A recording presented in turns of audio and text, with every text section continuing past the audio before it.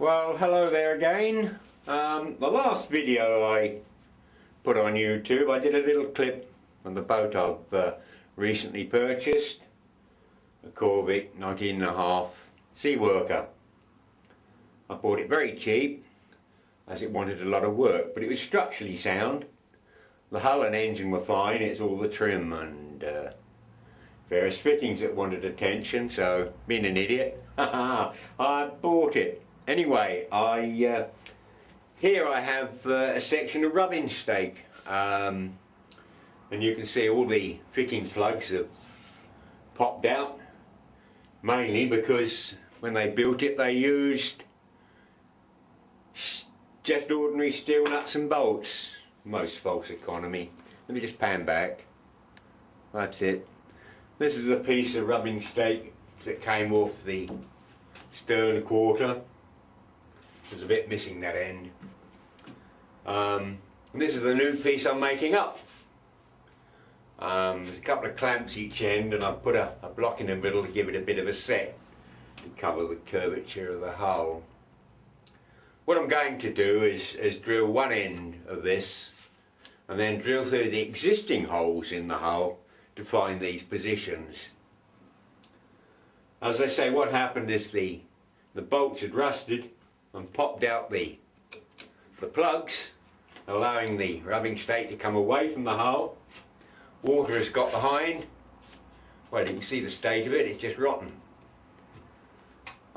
Really false economy, which is surprising because the hull is quite a good layout. They haven't skimped on mat or resin, but they've skimped on fastenings. Totally ridiculous.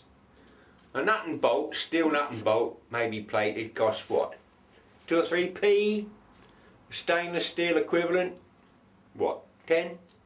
15p maximum?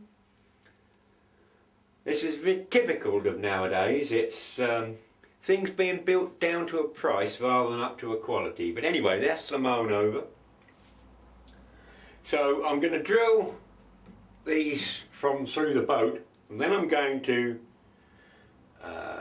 drop the heads below the surface. So I've made up a small tool here. It's nothing more than a bolt I've turned down.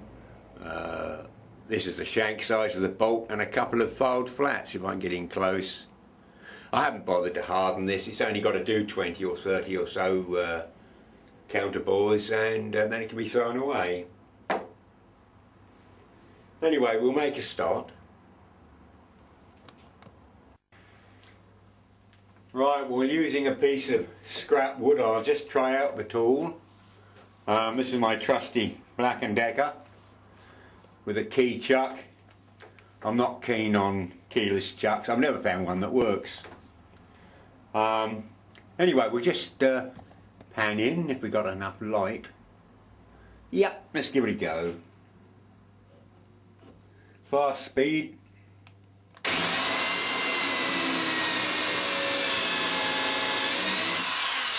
That's fine. So there's our nut and bolt.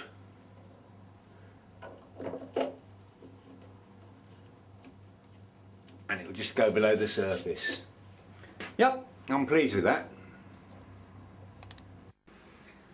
Well, here's a variation on subject matter. Perhaps best described as sod's law. I was just going to use my fixed mortise drill to counterbore the wooden rubbing stake, and it doesn't work. Does this only happen to me?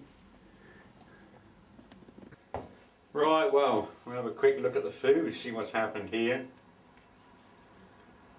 Perhaps the wires come out or something. Marvellous, isn't it? Marvellous. No, it looks alright. Let's try the fuse. Ron Ohm's continuity, yeah. Try the fuse. Fuse is alright. Oh.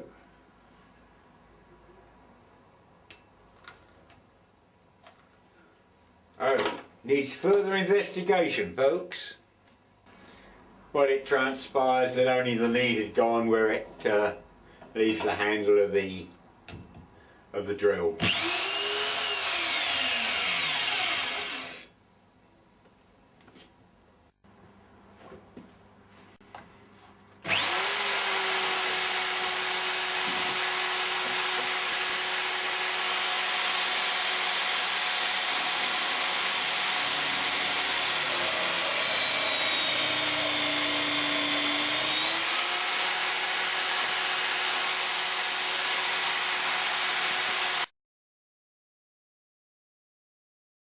Well, this is what a colvic sea worker looks like.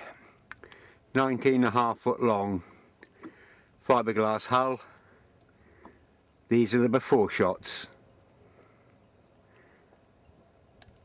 Here, attached to the back of the engine, is an hours meter.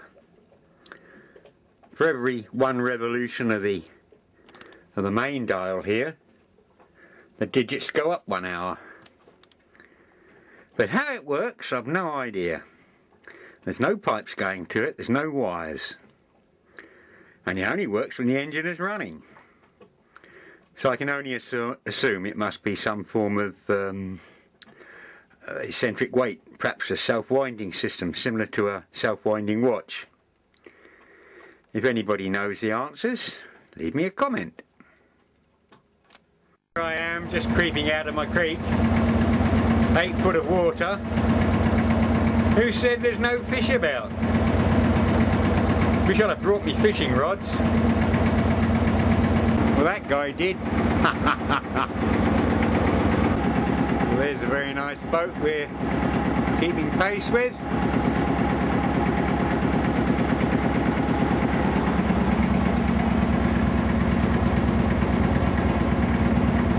Currently doing about 4 miles an hour. GPS I've had handheld for many years. The interesting little tool. Wouldn't be without it. Another pretty little boat just come out from Wivenhoe.